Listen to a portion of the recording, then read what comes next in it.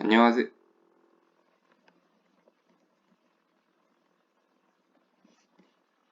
안녕하세요. 장기이식과 개인성 레트로 바이러스에 대한 주제로 발표하게 된 20723 한성현입니다. 목차는 이와 같은데요. 우선 호기심 리스트를 작성해서 제가 질문 어떤 부분에 궁금증을 느꼈고 어떤 것을 탐구하고 싶은지에 대해 알아본 후 여기서 리스트화해 놓은 호기심들을 파트별로 나누어서 주요 제재에 따라서 다뤄볼 것입니다. 그리고 중간중간 이 호기심 탐구 내용을 바탕으로 어떻게 지문을 이해할 수 있는지에 대해서도 정리해 보았습니다. 제가 지문을 읽으며 더 깊게 알아보고 싶었던 내용은 이와 같습니다. 이 부분에서 더 깊게 알아보고 싶은 점을 따로 이렇게 정리해 보았습니다. 우선 첫 번째 부분입니다. 본문 내용 중에서는 MHC가 다양성이 매우 높은 유전자가 아닐까라는 추론을 할 수 있는 내용이 있었습니다.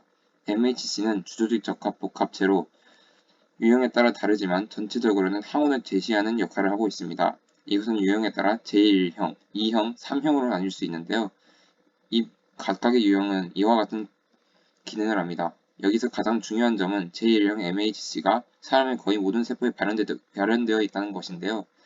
이것에 여러 가지 다른 여러 사실들을 조합해보면 제1형 MHC가 면역 거부 반응을 일으키는 주요 원인이라는 것을 알 수 있습니다. 제1형 MHC로 인해 일어나는 면역 거부 반응은 이와 같이 크게 세 가지로 나뉠 수 있습니다. 또한 제1형 MHC는 표현형이 사람마다 대부분 다른데요. 혈흔 관계일수도 비슷합니다. 이 이유는 제1형 MHC의 대립 유전자의 수가 매우 많다는 것인데요. 이 많은 대립 유전자를 조합해보면 400억 가지 이상의 가능한 모든 조합 수에 나오는데요. 이는 제1형 MHC 유전자의 표현형이 사람마다 대부분 다르다는 것을 시사합니다. 또한 부모와 혈연지간이 아닌 부모들은 대부분 유전자형이 많이 다른데요.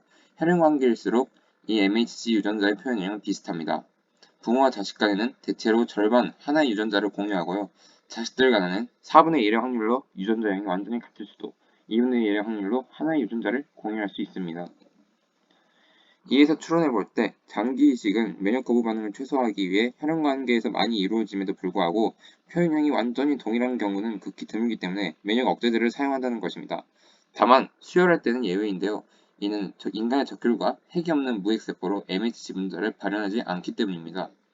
면역 억제제에 대해서도 알아보았는데요. 종류는 이렇게 크게 6가지로 나뉠 수 있습니다. 각각의 원리는 이와 같습니다. 이를 바탕으로 지문 이해를 이렇게 해볼 수 있었습니다.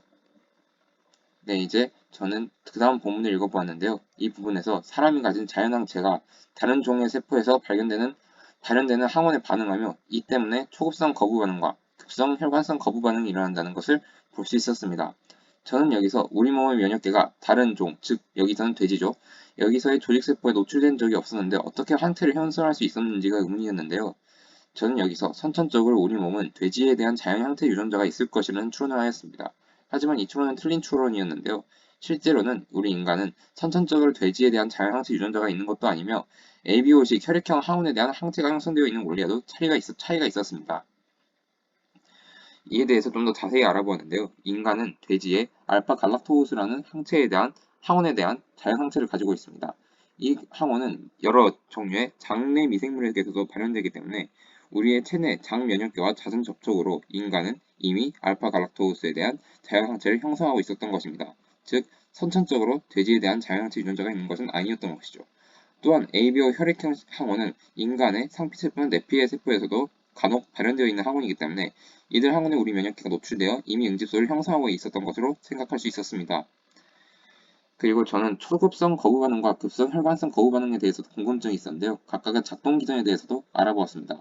이는 이종 이식 시의 면역적 거부 반응으로 생각해 볼 수 있는데요. 이종 장기 이식 시 거부 반응은 발생 순서대로 이렇게 초급성 거부 반응, 급성 혈관성 거부 반응, 급성 세포 매개성 거부 반응을 세 가지로 나눠볼 수 있습니다. 이 중 앞에 두 가지는 본문에서 언급한 내용이고 아래 하나는 본문에서 언급하지 않은 내용입니다. 우선 초급성 거부 반응은 주요 원인이 이종 20편의 특이 항원에 대한 자연항체 반응과 혈청 보채 조절인자의 종간 호환이 불가능하다는 것입니다. 주요 발생 기전을 간략하게 정리해보자면 자연항체가 항원 항체 반응을 하여 면역세포를 불러들이는데요. 또한 면역세포는 효소를 분비하며 이 효소는 조직을 손상시킵니다. 또한 이 때문에 보채가 지속적으로 활성화가 되는데요. 보채를 억제하는 인자가 전혀 작동하지 않아서 보체가 계속해서 활성화되어 조직 손상이 가속화됩니다. 급성 혈관성 거부 반응은 혈관 내피세포가 2차적으로 활성화되어서 면역세포의 침윤과 함께 혈액응고 현상이 나타나는 거부 반응입니다. 주요 발생 기전으로는 내피세포가 활성화되어 섬유소가 침착되고 선천성 면역세포의 침윤이 일어났다는 것입니다. 이 때문에 조직이 파괴됩니다. 또한 저는 본문을 읽으면서 그 다음 본문에서는 거부 반응이 일으키는 유전자를 제거한 형질 전환 미니디즈를 생산했다는 내용을 볼 수 있었는데요. 과연 이 미니디즈를 어떻게 만들 수 있었을까요? 바로 유전자 노가웃 기술로 만들 수 있었는데요. 유전자 노가웃 기술은 특정 유전자를 없애거나 작동하지 않게 하는 기술입니다. 이러한 기술은 다양한 기술을 통해 실험할 수는 있는데요. 대표적으로 상동 제조학 기술, NH2J, 크리스퍼 등이 있습니다. 그리고 저는 본문을 읽으면서 계속해서 의문이었던 점이 하나 있습니다. 어째서 우리는 유인원이 아닌 인간보다 오히려 유전적 거리가 먼 돼지를 집중적으로 이종장기 이식에 연구했던 것일까요? 저는 여기에서 돼지를 활용한 이종이식의 부작용보다 유인원을 활용한 이종이식의 부작용이 더 컸기 때문일 거라고 추론을 했는데요. 이 추론은 다행히 적절한 추론이었습니다. 실제로 돼지는 인간의 사람과 장기와 생물학적으로도 상당히 유사할 뿐 아니라 무균 환경에서도 서식할 수 있어 이식변에 대한 감염 방지도 할 수 있으며 유인원보다 훨씬 생산성이 좋으며 유인원은 오히려 전염성 바이러스가 인간에게 확산되는 것이 우려될 수 있다는 점에서 훨씬 돼지가 유인원보다 적절한 이종 장기 이식 공급원으로 꼽힐 수 있었던 것을 알 수 있었습니다. 이를 바탕으로 지문 이해를 이와 같이 해올 수 있었습니다. 그리고 저는 그 다음에 레트로바이러스에 대한 지문을 읽었습니다. 레트로바이러스는 역전사 효소를 가지고 있었는데요. 레트로바이러스만이 역전사 효소를 가지고 있는 것은 아니며 다른 여러 바이러스들도 가지고 있는 바이러스가 있었습니다. 역전사 효소는 크게 세 가지의 특징을 갖는데요. 우선 RNA를 주연가닥으로 하여 DNA를 중합하는 기능과 DNA를 주연가닥으로 RNA를 중합하는 기능, 그리고 RNA만을 선택적으로 분해하는 RNAS의 H 활성을 갖습니다. 그리고 레트로바이러스에서 유래한, 즉 레트로바이러스의 역전사 효소역에서 만들어진 DNA가 숙주세포의 DNA는 어떻게 끼어들까요? 이렇게 여러가지 효소를 활용해서 끼어들 수 있습니다. 그리고 이렇게 끼어들어간 DNA는 다시는 잘 빠져나오지 않는다고 합니다. 또한 우리의 DNA의 약 40%가 레트로바이러스에게서 유래되었다는 연구 결과도 있습니다. 그렇다면 네이턴 레트로바이러스는 어떤 방식으로 돌연변이가 일어날까요? 본문에서는 돌연변이로 인해서 더 이상 레트로바이러스가 바이러스로서 활동하지 못한다고 합니다. 바로 역전사 효소 때문인데요. 역전사 효소는 오류를 확인하는 기능이 없어 역전사 과정에서 많은 오류가 발생하고 돌연변이를 일으킵니다. 또한 돼지에는 어떠한 레트로바이러스들이 있을까요? 본문에서는 미니드의 DNA에 포함된 내의성 레트로바이러스를 효과적으로 제거하는 기술을 개발하고 있다고 합니다.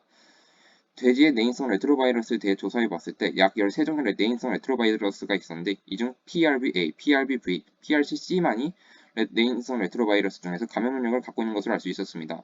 이렇게 감염력을 갖고 있는 레트로바이러스는 ORF, 즉 오픈 리딩 프레임을 갖고 있었는데요. 이는 바로 mRNA로 전사되어 단백질이 될 가능성이 있는 염기 서열들입니다.